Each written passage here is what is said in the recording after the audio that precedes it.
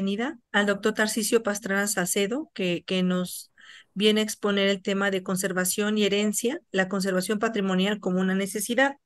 Voy a dar una breve semblanza. El doctor y maestro en arquitectura en restauración de monumentos por la Universidad Nacional Autónoma de México.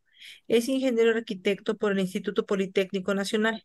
Es profesor investigador del Instituto Politécnico Nacional desde 2009, impartiendo asignaturas a nivel licenciatura, especialidad, maestría y doctorado. Actualmente es coordinador de maestría en conservación y restauración arquitectónica de la sección de estudios de posgrado de la ESIA, Tecamachalco y Instituto Politécnico Nacional. Ha impartido clases y talleres de restauración e iluminación en diversas universidades de Italia, Guatemala, Colombia, Ecuador y México. Ha impartido más de 70 conferencias en diversos foros, también de España, Cuba, República Dominicana y Portugal. Desde hace 24 años trabaja en restauración e iluminación de monumentos, participando en los sectores público y privado, actualmente como colaborador de la firma Calantigua. Ha publicado 5 libros, 8 capítulos de libros, 20 artículos y 14 publicaciones en memorias de congresos. Ha dirigido o codirigido 4 tesis de doctorado, 18 de maestría y 7 de especialidad. Le damos la más cordial bienvenida, doctor. Estoy aquí a sus órdenes para apoyarle en la moderación. Gracias. Muchas gracias. Sí se ve ya la presentación, ¿verdad? Sí se ve, Sí. sí, doctor. Ok, bueno, pues vamos a empezar con este tema. Bueno, antes de empezar, más o menos tengo cuánto tiempo o sea, ¿cómo está el tiempo Doc- distribuido? Doctor, Ajá, usted tiene la disponibilidad desde ahorita hasta las 8 de la noche. Usted ajá. nos dirá en qué momento Ah, quiere ok, hacer una pausa para preguntas a la mitad de su ponencia, al final de la ponencia, pero usted puede terminar hasta las 8. ok.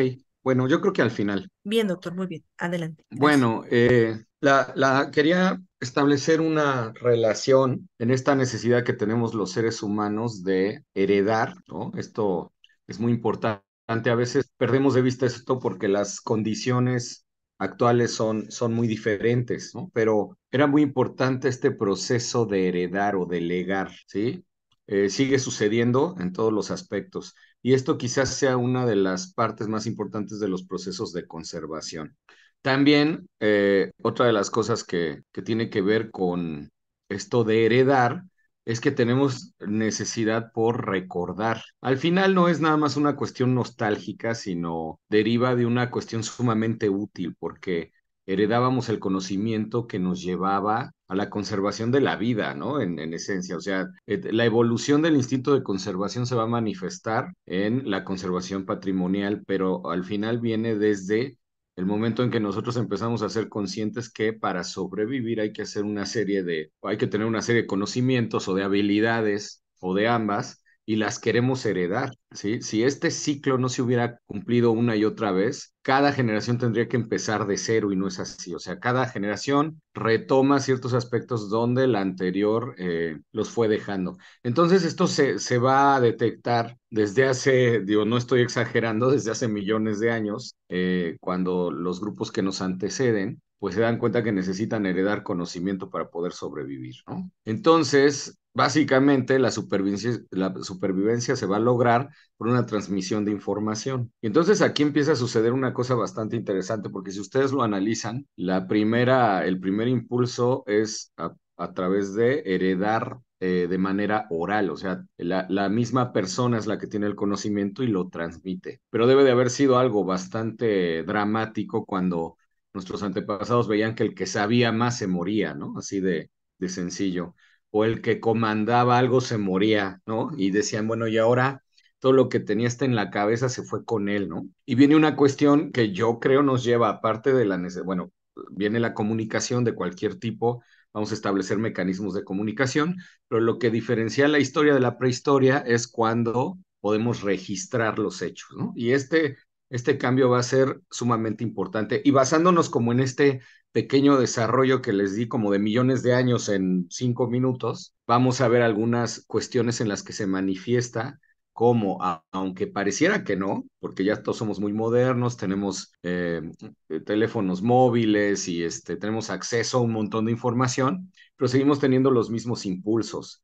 de aquellos antepasados nuestros de hace millones de años. Lo primero es esta cuestión de cómo dejamos registro. O sea, yo creo que en el momento en que nos damos cuenta de la fragilidad de la vida, viene también este impulso por querer dejar algo, ¿no? Es que nada más quiero que imaginen o que traten de visualizar esta situación. O sea, están conviviendo con algún individuo, nuestros antepasados, que a lo mejor les estaba explicando qué plantas se pueden comer de las que no se pueden comer. Se moría y no debe de haber sido difícil darse cuenta que después no quedaba nada. O sea, lo que más duraba eran los huesos. Entonces hay una cuestión de pasar de algo tangible, un individuo con un cúmulo de información, a pasar a algo que desaparece completamente de la faz de la Tierra, ¿no? Entonces, ¿cómo dejar registro?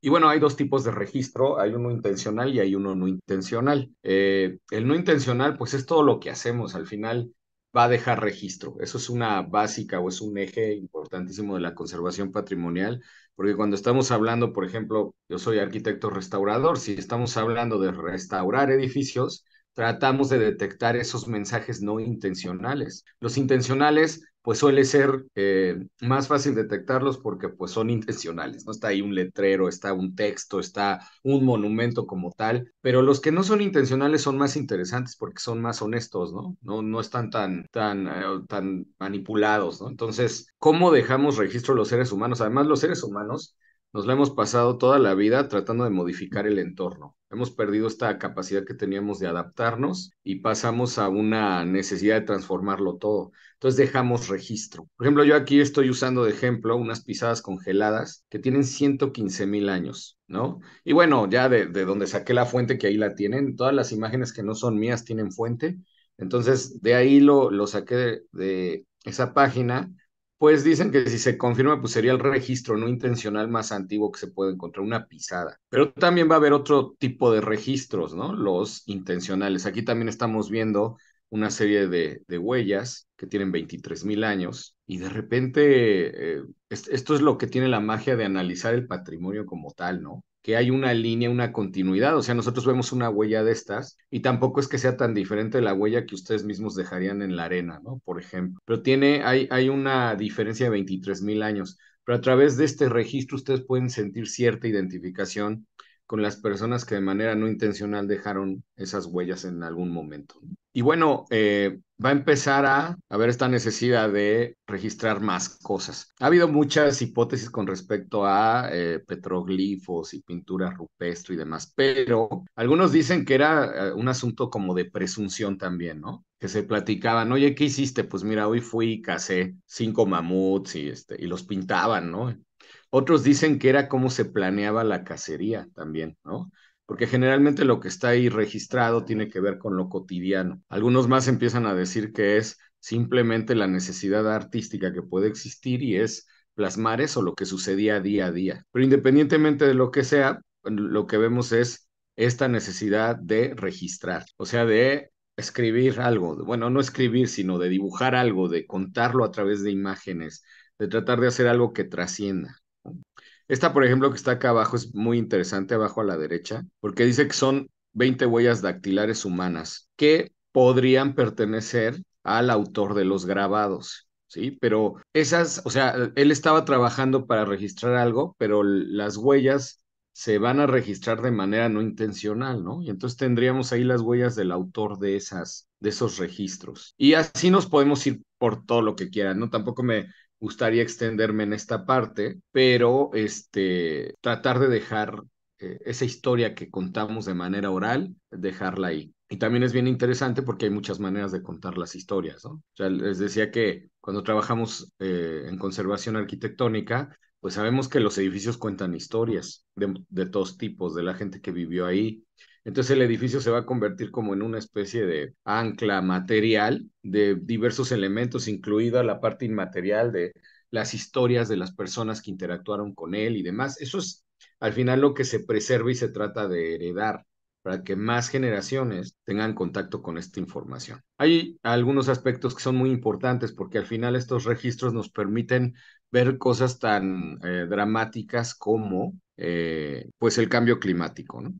Resulta que en lo que ahora es el desierto del Sahara, hay unas pinturas muy famosas que son las cuevas de los nadadores, ¿no? Y la pregunta es, pues, ¿por qué se va a representar en un lugar tan seco, a unos nadadores? ¿Sí? Pues porque cuando se registraron estos nadadores en esa cueva, se podía nadar en algunas zonas del Sahara, ¿no? Y entonces esta cuestión, fíjense, ya el registro de una persona que no quería informarnos en el futuro del peligro que corríamos, yo creo que todavía no se tenía como esa idea, nos permite ver un cambio registrado a través de la mano del hombre. O sea, ahorita es todo seco, pero en algún momento no fue tan seco. Y si ustedes lo analizan, es algún momento no tan lejano en el tiempo, ¿sí? Porque estamos hablando de escalas de millones de años, ¿no? Pero esto no es tan lejano. Y al final lo que aparece son los famosísimos nadadores del Sahara, ¿no? Que son estos. Y entonces cuando los científicos lo encuentran, dicen, bueno, pero quiere decir que hace 10.000 años había más agua de la que hay ahora ahí. Por eso están registrados como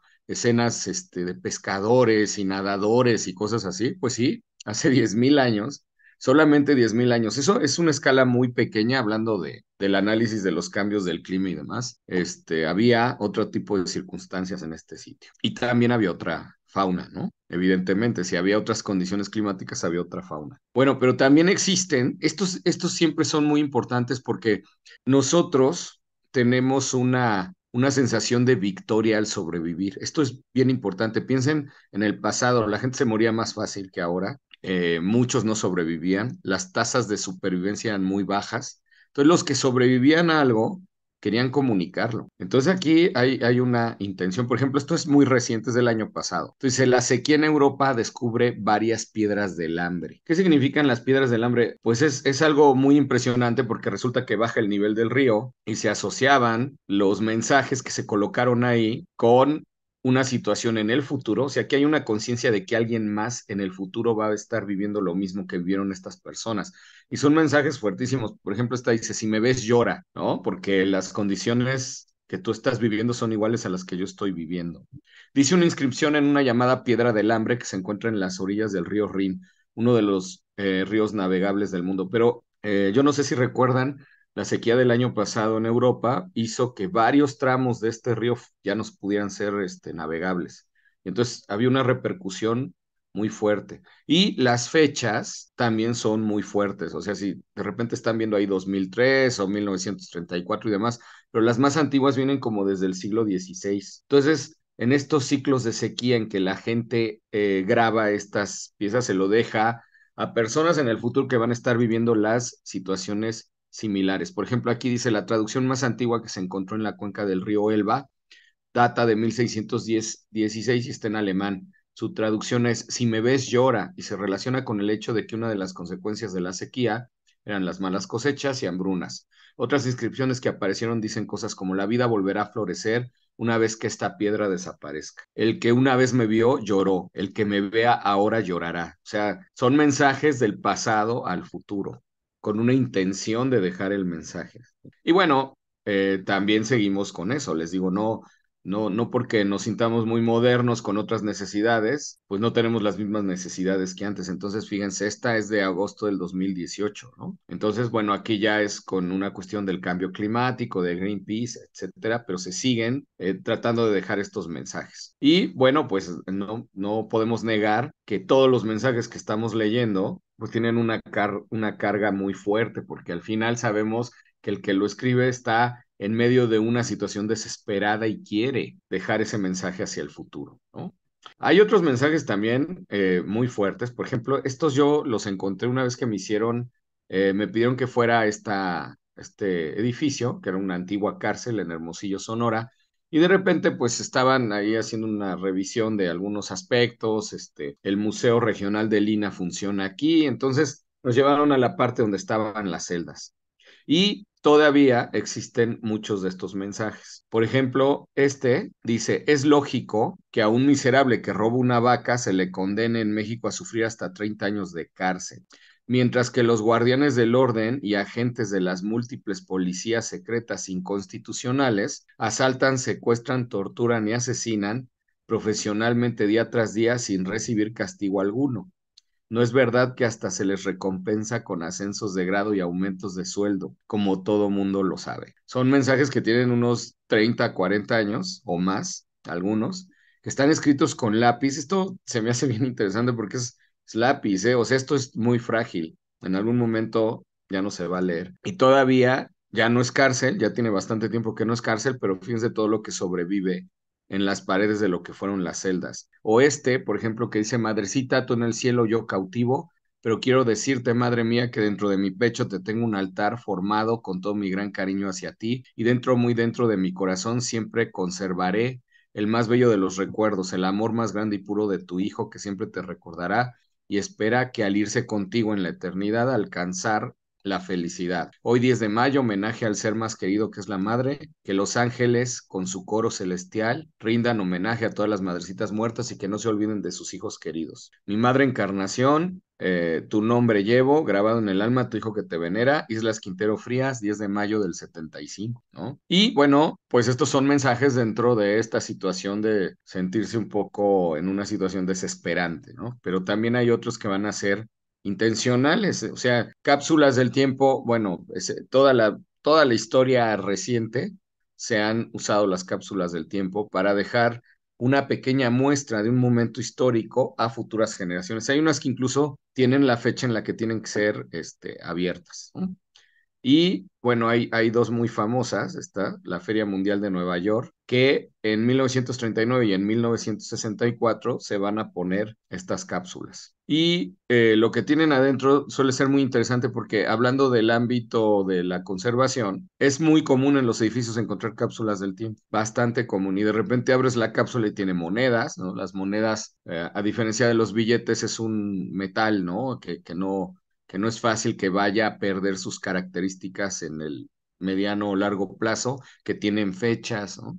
O, por ejemplo, las cápsulas del tiempo que se ponen en las torres de las iglesias, que además se van a colocar estampitas de los santos a los que les rezas para que no caigan rayos en los templos, por ejemplo, porque, bueno, un relámpago que caía en una torre la podía destruir.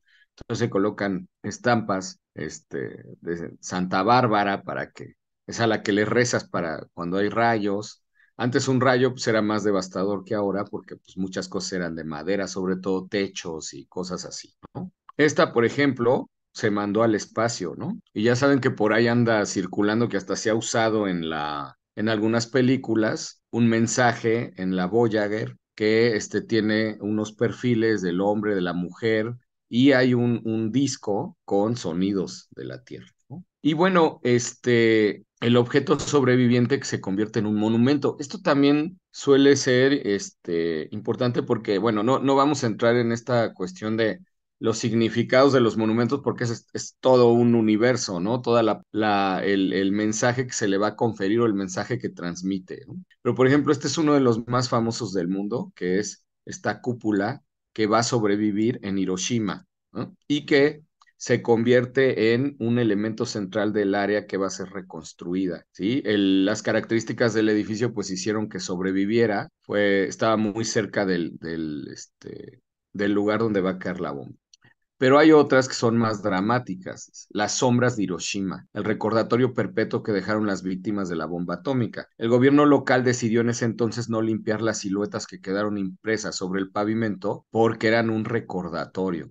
Pero esto es muy dramático porque la sombra que dejó una persona al desintegrarse fueron conservadas durante mucho tiempo. Todo lo que ustedes están viendo, bueno, algunos son objetos, es muy evidente, pero las que vemos en la parte alta y estas dos, no sé si se ve el cursor, pues son de personas que murieron ahí desintegradas. Esta tenía un bastón, esta estaba junto a una escalera, esta estaba en esta zona de este edificio. Con el tiempo se fueron deslavando, pero eran el recordatorio de que alguien murió de manera trágica en ese sitio, ¿sí? Fíjense, esta del bastón es también muy, muy impresionante, ¿no? Pero esta de la izquierda se va a tratar de conservar después en un museo. Si se fijan, se fue deslavando y lo que decidieron fue llevarse el pedazo del edificio a un museo y apenas se nota, ¿no? Lo que queda ahí, lo podemos observar, pero fue la manera de dejar una evidencia de lo que había sucedido. Y bueno, Esta a mí se me hace muy dramática porque al final, les digo, es una persona que se desintegró y que lo único que quedó de ella es esa mancha que se ve ahí, ¿no? Y eso propicia que se conserve este tramo del edificio. Obviamente al edificio no le falta este tramo, ¿no? Lo reconstruyeron ese pedazo, pero llevaron todo este pedazo al interior de un museo. Otra cosa parecida, no, no igual, pero parecida, vamos a verlas en Pompeya y en Herculano, ¿sí? En estos sitios sucedieron por la misma tragedia dos situaciones. Hablando de Pompeya, hemos oído hablar de las calcas, ¿no? Que en Pompeya estaba un poco más alejada del Vesubio, aunque hubo nube piroclástica y todas estas cosas que hemos visto en documentales, películas y demás, la gente fue muriendo por una cuestión como de asfixia. Y entonces quedaban en la posición en que se asfixiaban, la ceniza que estuvo cayendo durante mucho tiempo los rodeaba, esa ceniza a través de 2000 años se va a hacer sólida y los arqueólogos empezaron a descubrir que habían dejado como un molde en la ceniza, entonces vaciaban el yeso y ahora esas calcas que les llaman, pues cuentan historias. Aquí, bueno, no es una calca, pero también en este ámbito de Pompeya, pues observamos un cuerpo que murió por un derrumbe. Entonces imagínense todo lo que se puede extraer ya de los objetos relacionados con la vida de las personas y con el momento de su muerte. ¿Sí? Bueno, todas estas son las calcas famosas de Pompeya. Bueno, hay muchas más, hay de animales, etcétera, pero son también muy dramáticas porque observándolas bien, algunas incluso dejaron la expresión del rostro marcada, ¿no? En la ceniza se pueden ver posiciones, se pueden ver ropajes, ¿no? O se pueden ver cuestiones como, por ejemplo, esta que está arriba a la derecha es un adulto con dos niños y pareciera que este adulto que estaba muriendo trató de ayudar a uno de esos niños a que saliera por algún lado, ¿no? O hay un par que están abrazadas, que siempre se pensó, les decían los amantes, pero en realidad eran dos hombres que estaban muriendo juntos y que intentaron abrazarse. Y así hay muchísimas más. Tienen una expresividad impresionante y tienen unos detalles. Ya sé que en las imágenes pueden pensar que no se ven tantos detalles, pero por ejemplo, vean esta, cómo se nota la ropa y los accesorios, ¿no? Los cinturones y demás, ¿sí? Y les decía algunas que se notan parte de los rostros, ¿no? Como esta o esta. Esta es la que les decía de que intentaron abrazarse. Entonces, cuando nosotros quitamos o hacemos un lado el asombro, porque es bastante impresionante, no podemos dejar de pensar que lo que estamos viendo es el último momento de la vida de una persona, ¿no? Que eso sucedió, les digo, en el setenta y tantos después de Cristo. Y que nosotros lo podemos ver casi 2000 años después por una cuestión, pues, fortuita al final, fue una cuestión que no fue intencional. Incluso bueno, este perro que estaba asfixiándose y vean cómo está dentro de como una especie de estertor y luego está aquí, un caballo y así hay muchísimas. Este que está acá es una de las más famosas que existen, porque incluso cuando los descubren y los fabrican hace, pues creo que tiene más de 100 años, el arqueólogo le imprimió como cierto dramatismo a través de hacer una historia con todos los que estaban ahí. Son los fugitivos del huerto, si no estoy mal, ¿no? Pero bueno, en realidad, ya que les han hecho bastantes estudios, porque pues la ciencia avanza, todas las historias que le pusieron como para humanizar el hallazgo, pues es probable que no sean, ¿no? Pero el arqueólogo de aquel entonces decía, bueno, es que este era el padre que cuidó a sus hijos y estas eran una familia y demás, pero ya les hicieron estudios de ADN y demás, no responde tanto a esa historia. Lo que sí es interesante al tratar de hacer una historia de ese tipo bajo el impulso que sea, ¿no? Es cómo tratamos de humanizar esto. O sea, hay una identificación de nuestras emociones y de nuestras necesidades, ¿sí? Y si alguien nos ayuda a hacer esa reflexión, pues no podemos evitar pensar que estas personas, pues, o sea, sabemos lo que sintieron. A lo mejor no hemos estado en una situación similar de vida o muerte, o algunos sí, pero sabemos lo que estaban sintiendo en ese momento, la angustia, la desesperación y todo lo que estaba sucediendo, ¿no? Herculano, durante mucho tiempo, Herculano está como más cerca del Vesubio. Durante mucho tiempo se pensó que en Herculano la gente se había salvado, porque no encontraron calcas, o sea, no encontraron estos moldes. Bueno, la calca es cuando ya vacían el yeso, pero necesitan encontrar como un molde y nunca encontraron ninguno. Entonces dijeron, bueno, es tanto Pompeya como Herculano, pues eran puertos, a lo mejor la gente huyó hacia el mar, se subió a los barcos y se fue. Bueno, la erupción del Vesubio de aquel entonces fue muy catastrófica. Si ustedes observan esta foto, esta ciudad estaba pegada al mar y ahora el mar está como a 500 metros. Esos cambios se dieron por la erupción. Otro de los cambios que pueden ver es la cantidad de material que se depositó encima de la ciudad, porque la ciudad nueva de Herculano, que es esta, está construida encima de lo que fue la ciudad antigua. O sea, cuando la erupción terminó, las zonas estuvieron abandonadas mucho tiempo y cuando se volvieron a poblar, pues ya había 10 metros de materiales depositados sobre las ciudades. Por eso se conservaron como se conservaron. Esto que estamos viendo era el antiguo muelle. En realidad estas eran unas bodegas y vemos aquí esta pasarela, era el muelle de Herculano, ¿no? Esto verde era una playa y pues aquí se dio un hallazgo también muy, muy fuerte. Cuando empiezan a explorar adentro de las bodegas, o sea, ya habían excavado, la ciudad está acá arriba, y la ciudad moderna está mucho más arriba. Cuando ya habían excavado todo esto y no encontraron cuerpos, pensaron que la gente se había salvado, pero cuando excavaron las bodegas, encontraron en su interior muchísimos esqueletos. La gente llegó a la playa, se metió en las bodegas tratando de salvarse y su muerte fue mucho más dramática que la de la gente de Pompeya, en el sentido de que aquí al estar más cerca el aire se elevó con la nube piroclástica varios grados en segundos, a la gente que estaba aquí refugiándose, les empezó a hervir el cerebro y los cráneos explotaron de adentro hacia afuera, ¿no? Entonces, todo eso lo van a encontrar adentro de las bodegas. Y esto es lo que se ve en las bodegas. Y también se ven personas que estaban abrazadas, que estaban unas cercanas a otras, que no eran parientes, pero que estaban en el momento de angustia todos juntos, ¿no? Y con los cráneos fracturados, pero con una fuerza del interior hacia el exterior. Y bueno, también todo esto nos va a llevar al escenario como monumento.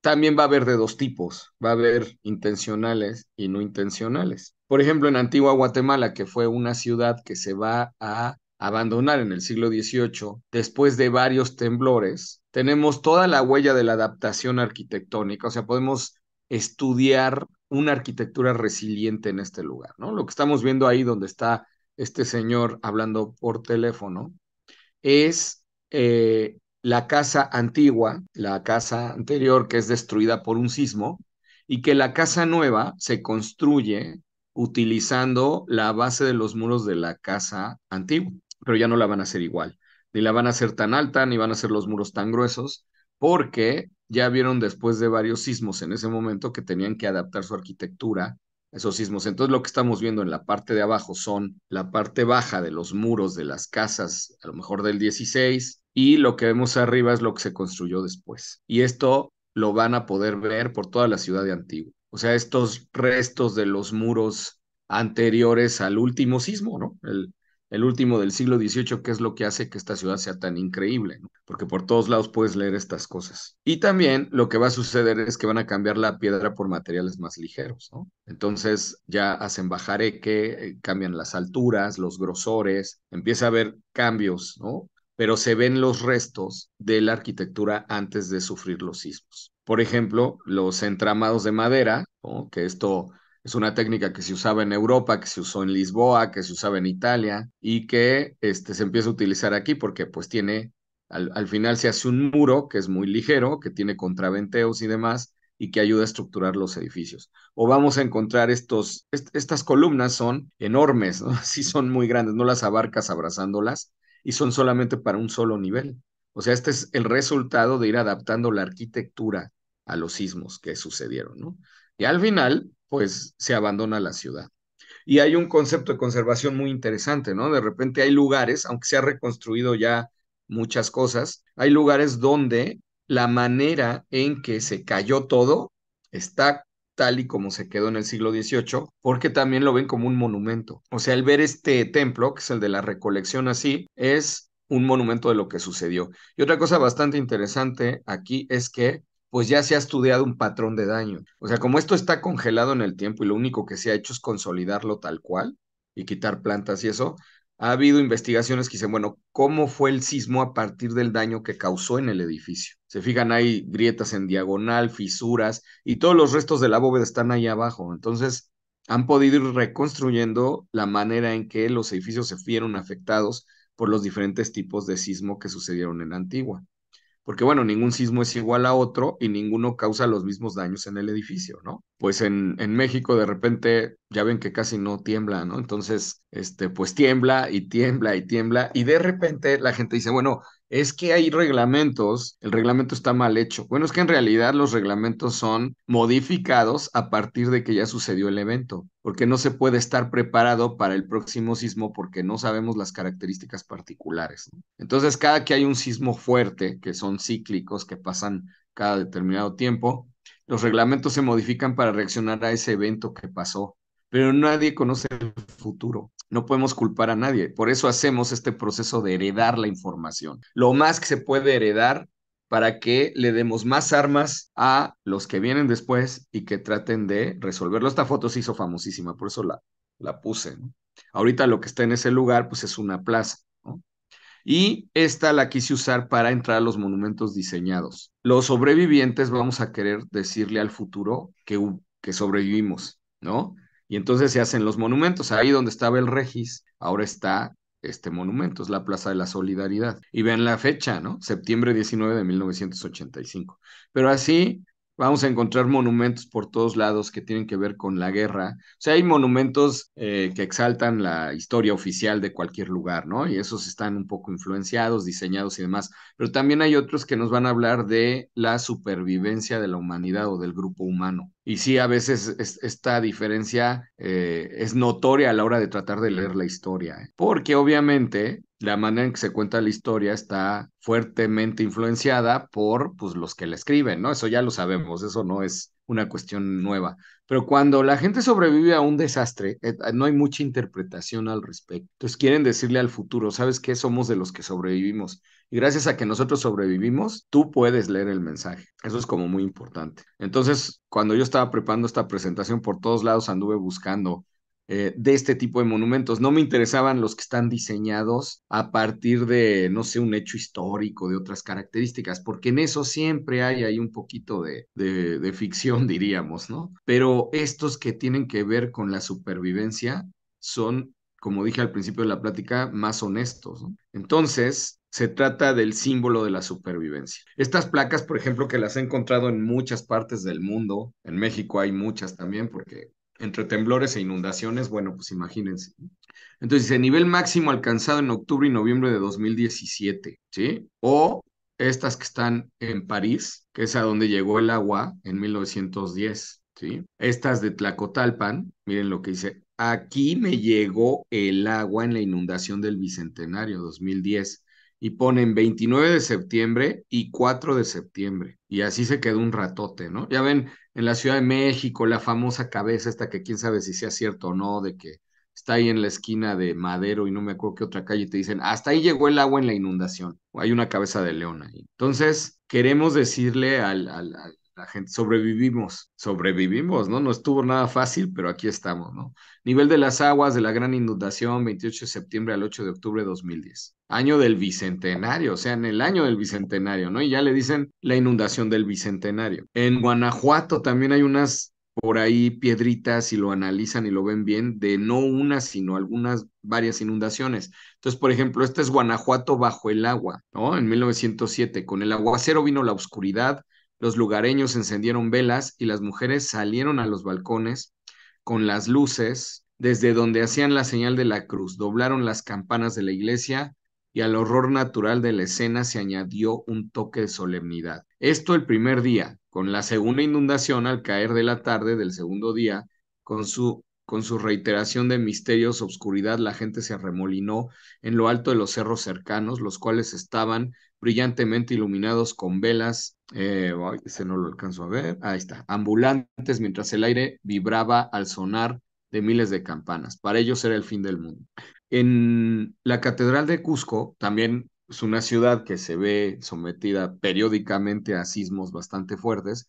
Hay un óleo que lo que trataron de representar fue el momento en que estaba temblando, un temblor muy famoso, ¿no? Antes los temblores, pues se les daba el nombre del santo de ese día. Por ejemplo, los sismos de Guatemala, los de Antigua, pues son los de Santa Marta, ¿no? Y así. Y también los medían, muy curioso, en Padres Nuestros y Aves Marías y credos. Dice, bueno, el sismo duró 4 credos y 2 Aves Marías, ¿no? Entonces, nosotros ahora hablamos de magnitud de momento y cosas así, pero antes decían, bueno, la gente se ponía a rezar y era muy fácil que se dieran cuenta cuántos rezos había durado el sismo. No tenían como una manera de saber la intensidad, salvo por los daños que causaba, pero eso lo registraban. Entonces hay un óleo enorme donde se ve lo que estaba sucediendo, que las casas estaban cayendo, que la gente salía a la calle. Y bueno, hablan de el señor, el famoso señor de los temblores, que lo sacaron en procesión para que la ciudad recuperara la normalidad. El óleo es bastante interesante porque es de gran formato y está la ciudad como en dos momentos. Se ve una procesión, pero la ciudad a vista de pájaro con los derrumbes y es sumamente interesante cómo percibe la gente un sismo, ¿no? Porque lo que dibujan son como los derrumbes, humaredas en medio de las casas y cosas así, ¿no? Y bueno, las bóvedas que se caían y debe de haber sido terrible porque si ustedes lo analizan, como que la arquitectura es una manifestación muy tangible, o sea, la gente se da cuenta cuando hay algo, cuando deja de estar o cuando no había nada y lo construyen, ¿no? Por eso es como el símbolo perfecto de todos los grupos para demostrar que se está haciendo algo. Estoy construyendo, mira, mira, ¿no? Construí por eso las casas son reflejo de la persona que está en el interior o de lo que la persona quiere transmitir, ¿no? Entonces, muy interesante eso. Pero entonces la arquitectura, que tardó no sé cuántos, imagínense un templo que se tardó no sé cuántos años en hacer y de repente en minutos está en el suelo. Eso lo representaban mucho. Entonces son también estas maneras de registrar. Vean esto en Guanajuato, que es un exvoto, ¿sí?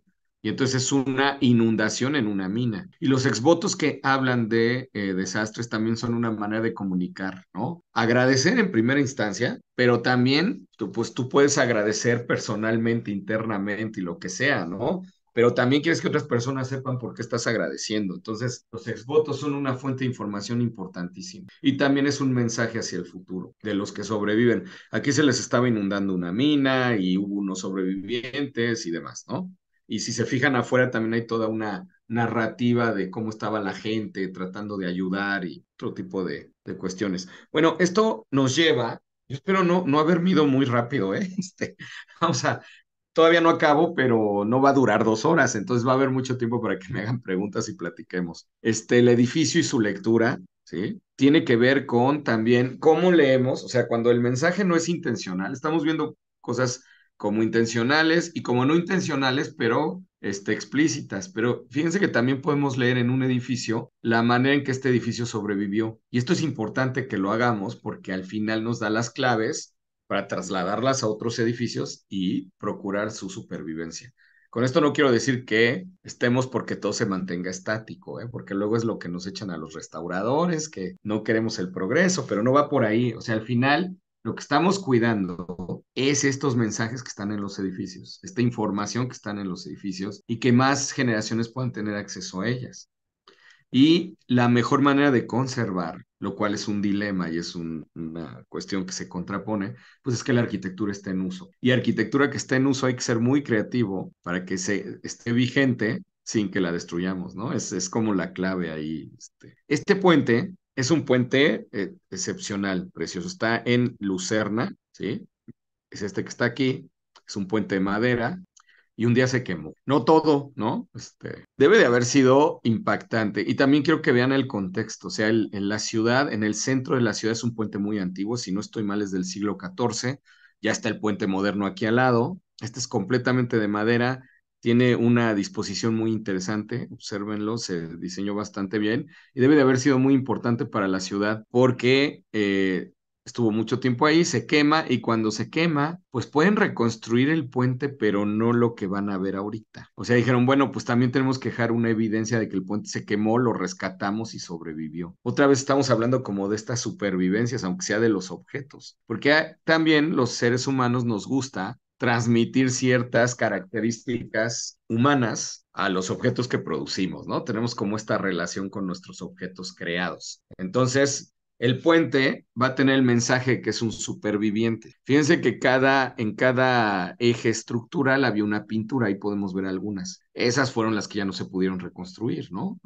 Pudieron haberlo hecho, pero decidieron que no. O sea, no reproducirlas como tal, volverlas a pintar, pero sí tenían la información a lo mejor como para imprimirlas y ponerlas o algo. Y dijeron, no porque queremos que se sepa que se rescató el puente de un incendio. Yo no sé si ven en las imágenes las vigas que están quemadas y se quedaron intencionalmente.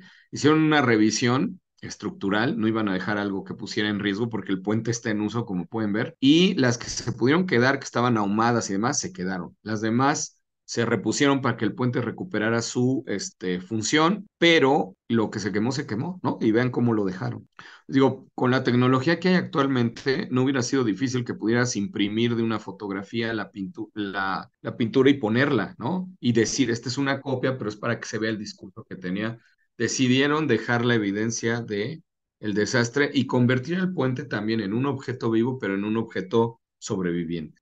También, por ejemplo, en Narbona, en Francia, hay una parte antigua que está vinculada a la parte romana, ¿no? Muy cerca de este lugar pasaba la vía que unía Hispania con Italia, aunque todos los caminos llegaban a Roma, pero por ahí se nos atraviesan los Alpes, ¿no? Entonces, tampoco es que haya tantas maneras de entrar a Italia desde el resto de Europa, porque les digo, están los Alpes, y una es por la costa.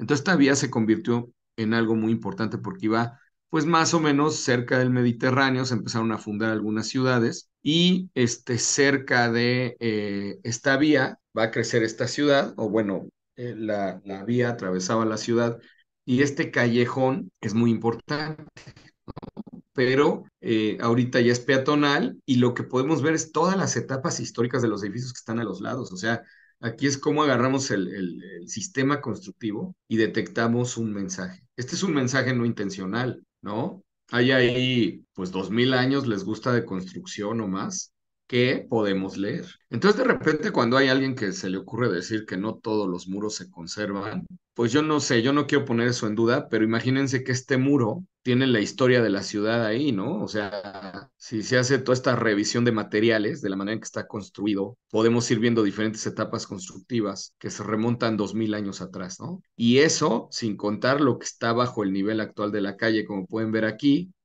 es evidente que el nivel era mucho más abajo.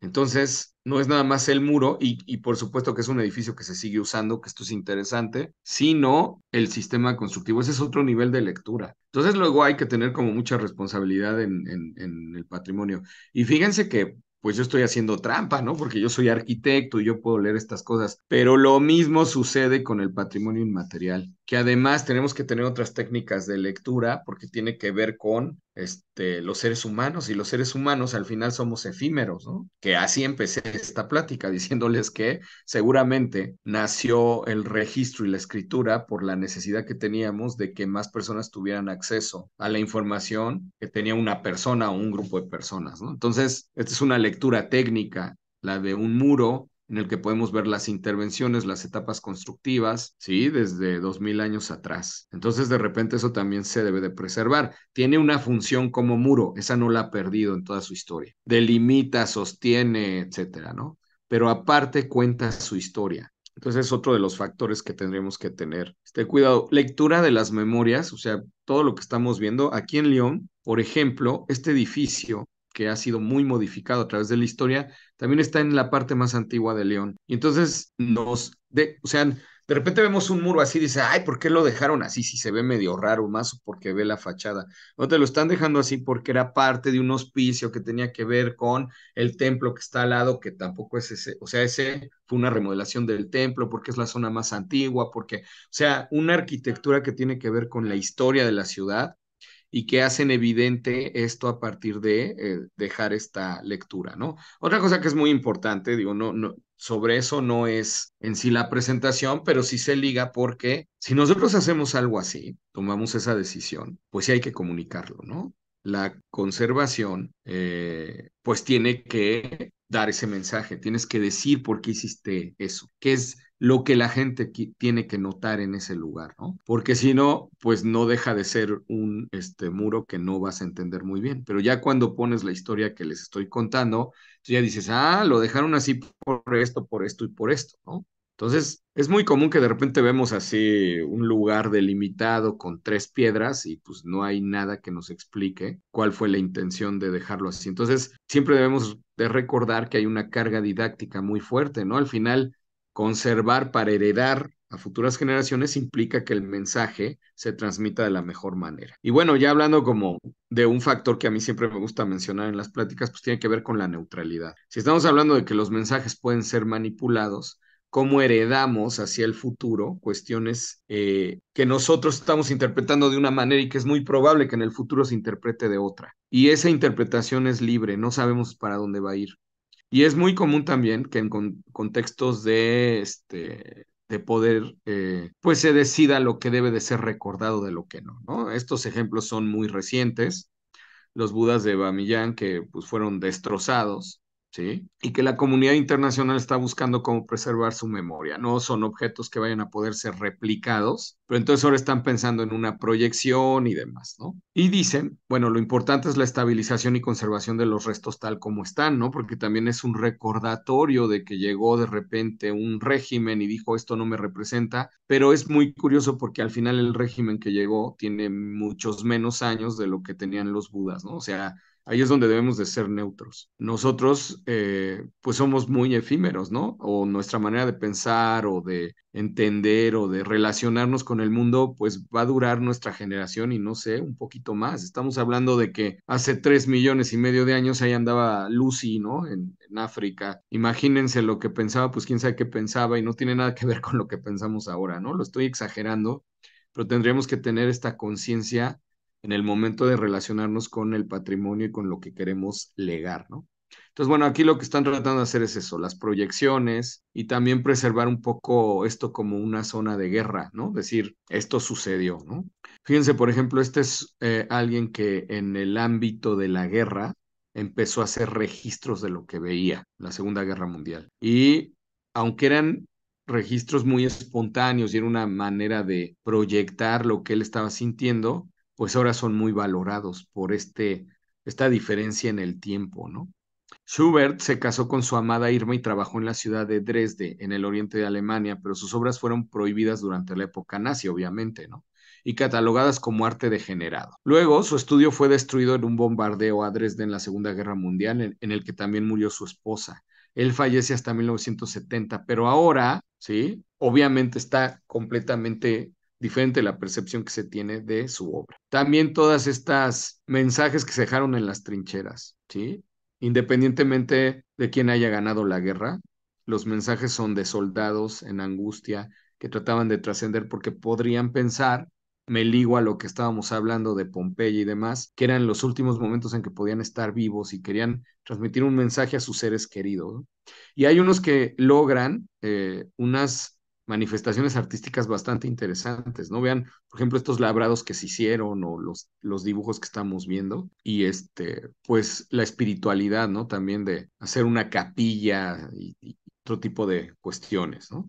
Y que es un ejemplo de cómo debemos de ser neutros, porque es muy efímera la manera de pensar de la gente, ¿no? Cuando tenemos conciencia del paso del tiempo y de los miles de años que tenemos pisando este universo, los seres humanos como especie, cuando tengamos bien esa conciencia, yo creo que cuidaríamos más al planeta y dejaríamos de discutir por tonterías, porque pues al final esas discusiones no van a durar más allá de una o dos generaciones, ¿no? Esto, por ejemplo, es la Catedral de Cristo Salvador en Moscú. Y bueno, existía antes de la revolución de principios del siglo XX, era un símbolo. Precisamente porque era un símbolo, Stalin mandó que la Catedral de Cristo Salvador fuera destruida con explosivos en 1931 y proyectaron el Palacio de los Soviets, ¿no? Que es el edificio que ven del lado derecho, con una estatua gigantesca de Stalin en la parte alta. Iba a ser el rascacielos en su momento más alto del mundo. Eso es lo que querían hacer en donde estaba la Catedral de Cristo Salvador. Era bastante simbólico, ¿no? Sustituimos la parte de la religión con un edificio que hace pues una exaltación de los valores que en ese momento promovía el Estado.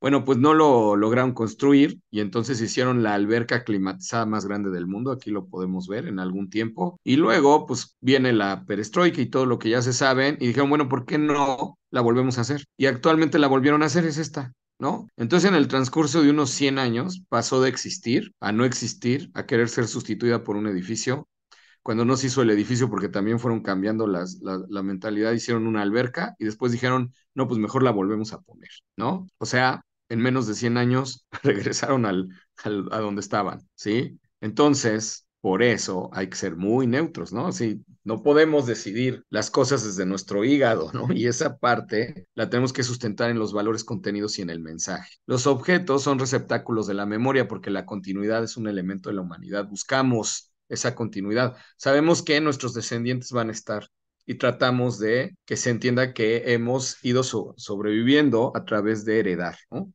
El monumento siempre será un mensaje hacia el futuro, aunque nos demos cuenta o no, y existe para transmitir un mensaje del pasado al presente, ¿sí? Siempre decimos, alguien en el futuro va a ver esto, alguien lo va a leer. Es impresionante que subes a las torres de las iglesias, están llenas de, aquí estuvo fulanito, ¿no? Y lo interesante es cuando empiezas a ver las fechas. Algunos de esos grafitis tienen 150 años. O los grafitis que están en Pompeya, que son muy parecidos a los grafitis que te puedes encontrar en cualquier lugar. O sea, fulanito anda con perenganita, vota por no sé quién, tal persona, me debe dinero. O sea, dices, es que somos los mismos, vestidos de otra manera, ¿eh? Y comiendo cosas diferentes.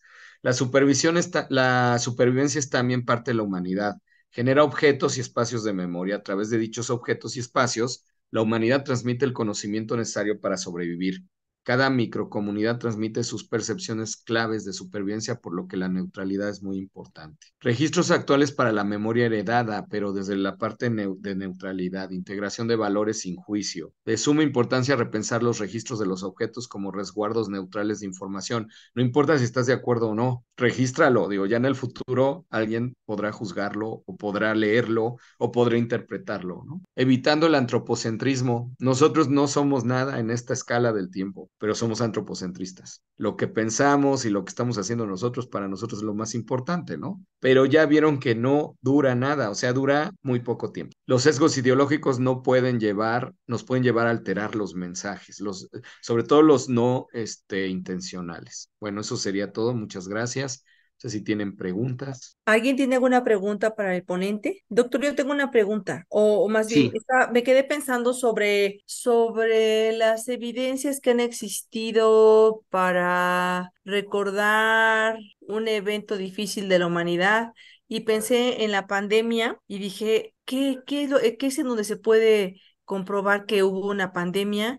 Y me acordé de Banksy. Banksy, ve que es este artista urbano que, bueno, pinta en murales. Y sí me acuerdo que algunas imágenes de Banksy hablan de precisamente de la pandemia, ¿verdad? ¿Podría ser una? sí, no, y hubo una cosa bien interesante. Por todo el país hubo monumentos con tapabocas. De repente hacían unos tapabocas gigantes, se subían y les ponían. Y por ahí andan todavía, ¿eh? Porque algunos se pusieron con una grúa. Y bueno, pues no va a haber alguien que vaya ahorita a bajarlo, pero nosotros vivimos ese momento histórico tan importante. Pero como estábamos más pensando en lo que estábamos sufriendo o viviendo, la incertidumbre, pues no nos dimos cuenta, pero al final los que regresamos somos otros, con otras costumbres. Pues vean lo que estamos haciendo ahorita, ¿no? Hace 5 años yo estaría enfrente de ustedes dando esta plática. Entonces, hubo cambios, pero los vivimos y no somos tan conscientes de haberlos vivido. Entonces, sí, vamos a empezar a ver, o ya existen, de hecho, manifestaciones del momento histórico que vivimos. Y se va a analizar a partir de los cambios que se generaron en todos nuestros objetos producidos. Esto es sumamente importante. O sea, el artista que logra entender eso en el mismo momento y lo registra, que es el ejemplo que estás poniendo, pues te transmite un mensaje de que hay más conciencia, porque a veces ese es el problema, ¿no? Que no somos tan conscientes de esas cosas. Por ejemplo, nuestra idea de comunicarnos cambió. Yo Yo cuando empecé a dar clases en línea, al principio pues era muy raro esto de que nadie prendía la pantalla, ¿no? Y bueno, yo nunca le dije a la gente, te tengo que obligar a prenderla, ¿no? Porque luego era muy raro que pues no estás acostumbrado como a ver la expresión de las personas y no la podías ver. Pero había compañeros en seminarios grupales que exigían que se prendiera la cámara. Y de repente veías cada cosa que era evidente que las personas no querían que vieras. O sea, estas pantallas se convirtieron en una invasión a la privacidad no pensada. Entonces de repente veías que los obligaban a prender su camarita y atrás estaban peleando sus familiares o vivían en un contexto pues que no querían mostrar, eso era evidente, ¿no? Yo a partir de eso nunca volví a exigir que prendieran la cámara, más bien me acostumbré a comunicarme así, esperando que, que sí hubiera alguien del otro lado, ¿no? Pero ese tipo de cosas nos hicieron cambiar y como estamos en medio de esos procesos, no somos tan conscientes de que los estamos viviendo. Se van a ver reflejados en arquitectura, en objetos y demás, y alguien lo va a notar, ¿no? Y lo va a estudiar, así como hemos estado viendo ejemplos ahorita, ¿no? La gente que hizo sus plaquitas de la inundación de hace pues 13 años, ¿no? En Tlacotalpan, pues quería solo decir, pues yo sí estoy aquí, ¿no? Perdí todo, el refri y todo, pero aquí estoy. ¿Cuántas veces hemos estado en una situación así? Quizás no es tan fácil que lo analicemos porque estamos más concentrados en otra cosa, ¿no? En sobrevivir. Pero sí hay manifestaciones que podemos empezar a ver. Por ejemplo, las generaciones que en su mayoría, por ejemplo, los que estudian arquitectura y que estuvieron 3 de los 5 años encerrados. ¿Cómo esos profesionistas van a manifestar esa parte de su formación en el futuro, en sus proyectos, ¿no? O yo tengo una sobrina de 7 años que entró a la pandemia de 3, ¿no? Y tuvo un cambio radical en sus procesos de sociabilización y demás, ¿no? Entonces, como generación, ¿qué va a suceder con todo esto que estamos o que vivimos ya, ¿no? Pero bueno, creo que me desvié bastante, te eché un rollote y no te dije, pero sí, es un buen ejemplo lo que comentas. Sí lo es. Sí, doctor, sí me contestó y sí estuvo muy, muy bien. Era necesario analizar todo lo que comentó. Le agradezco mucho. Sí, sí confirmamos entonces, Banksy, que sí puede dejar la Sí. evidencia de esta situación que vivimos, como fue la pandemia. Muy bien, doctor, permítame entonces, muchas gracias. Y quisiera preguntar a a nuestros participantes, a nuestros asistentes. ¿Quién tiene alguna pregunta para el doctor? ¿Hay alguien que quisiera hacer alguna pregunta al doctor? Buenas noches, sí, yo quiero comentar, bueno, preguntar también. Doctor, mucho gusto. Fue su conferencia, su plática fue muy enriquecedora. Y bueno, yo quería preguntarle, a lo mejor en esta parte de conservación de eventos catastróficos que nos marcaron, no sé, yo tengo muy marcado el incendio que pasó, por ejemplo, en la Catedral de Notre Dame en el 2019.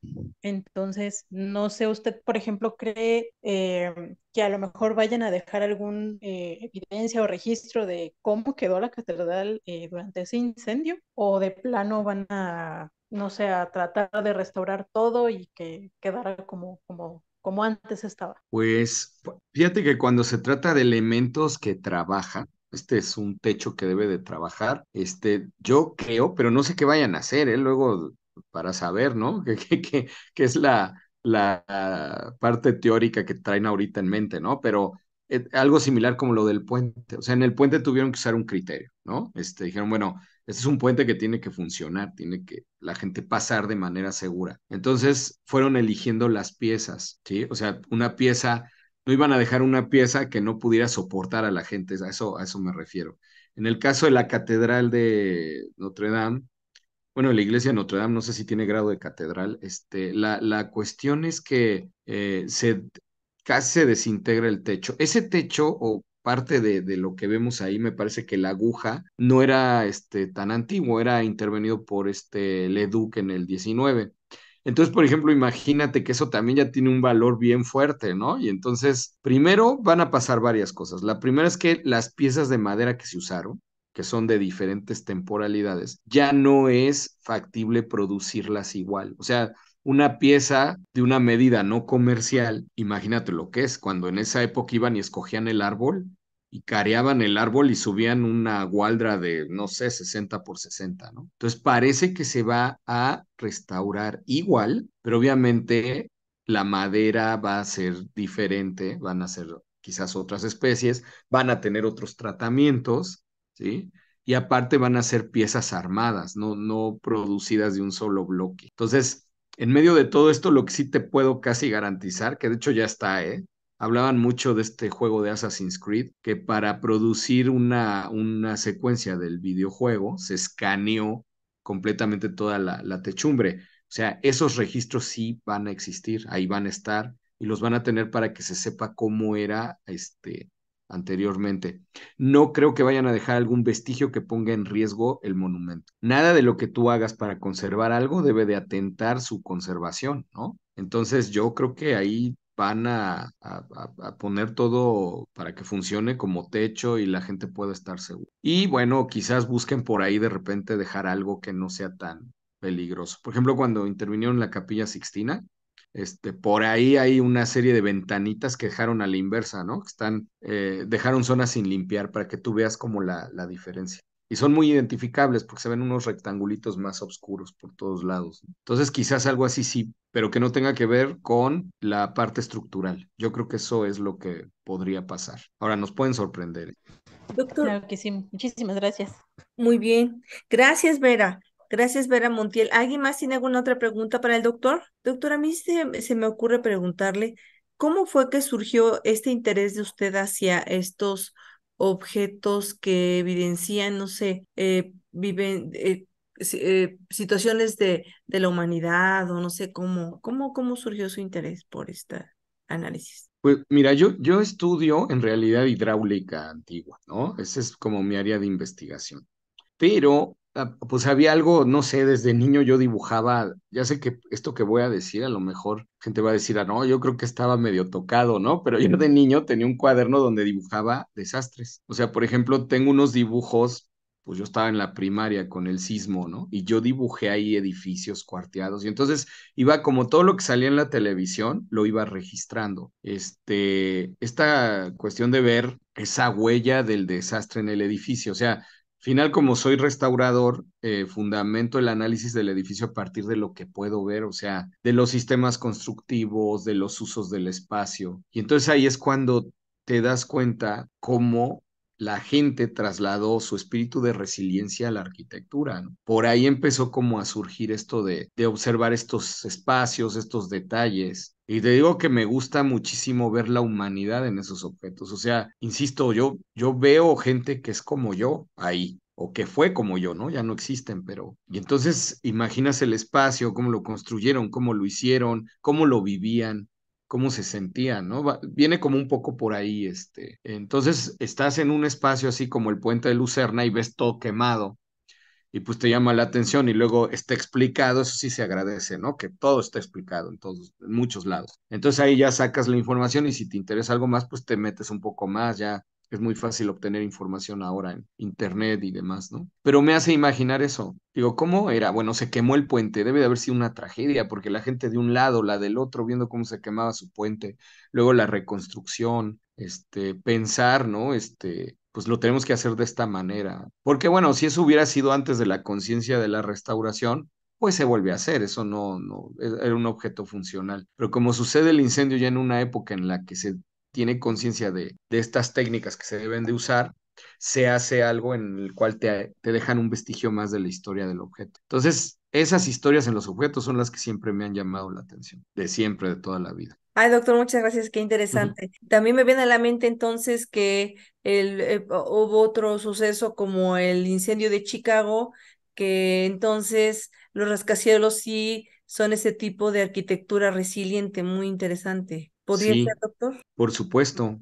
Nosotros en Ciudad de México tenemos una arquitectura resiliente, pero nos acostumbramos, y no es Ciudad de México, ¿eh? Si nosotros analizamos de ahí de Ciudad de México hacia Centroamérica, la arquitectura empieza a tener características bien interesantes. Entonces te vas a Oaxaca y bueno, todo es más bajo, más ancho. Los contrafuertes tienen ciertas particularidades para aumentar la base del edificio, hacerla más estable. Entonces, yo creo que quizás una de las épocas en la que menos hemos querido adaptarnos a lo que está alrededor, pues ha sido esta, ¿no? Por eso tenemos al planeta al borde del colapso, ¿no? Pero casi siempre, aunque somos transformadores del entorno, decíamos, pues vamos a adaptarnos, ¿no? Los materiales era una cosa muy clara. No te ibas a buscar un material que estuviera, o sea, te ibas por el material más cercano, ¿no?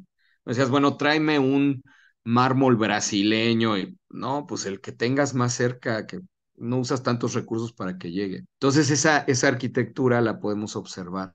También nos habla un poco de las sociedades. O sea, tenemos una zona sísmica muy fuerte y de repente vemos torres como las de la Catedral de Puebla, ¿no? Entonces, ¿qué tuvo que darse para que con todo y la zona sísmica dijeran, vamos a tener estas torres y vamos a diseñar un sistema para que estén? Y ahí están y han aguantado todos los sismos que me quieran decir y fuertecitos, ¿no? Entonces ahí hay otra historia que estudiar, que analizar y que contar, por supuesto. ¿Alguien más tiene? Gracias, doctor, muchas gracias. ¿Alguien más de nuestros asistentes tiene alguna pregunta para nuestro ponente? Sí, sí, sí, por favor, yo sí.